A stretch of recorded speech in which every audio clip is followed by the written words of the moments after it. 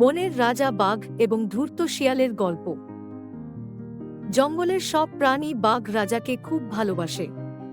একদিন এক ধূর্ত শিয়াল বনে আসে। শিয়াল বলে, এখন থেকে আমাকে রাজা বলো, সবাই হতবাক।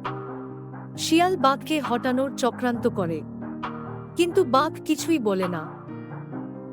শিয়াল জঙ্গলের প্রাণীদের ভাগ করে দেওয়ার চেষ্টা করে, তবে বাঘ তার শান্তি হারায় না।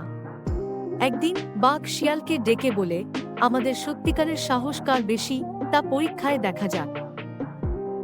সন্ধ্যায় বট গুহার কাছে দেখা কর।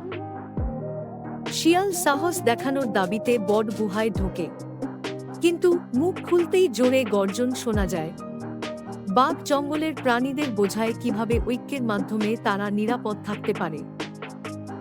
এই গল্প আমাদের শেখায় বুদ্ধি আর ধৈর্যের মাধ্যমে অন্যায়কে কিভাবে পরাজিত করা যায়। কি ছোট্ট বন্ধু, এই গল্প ভালো লেগেছে তো? তোমার বন্ধুর সঙ্গেও গল্পটি শেয়ার করো। আরও মজার গল্প শুনতে আগ্রহী হলে আমাদের চ্যানেলে সাবস্ক্রাইব করো। বনের রাজার আরও রহস্য তোমার অপেক্ষায়।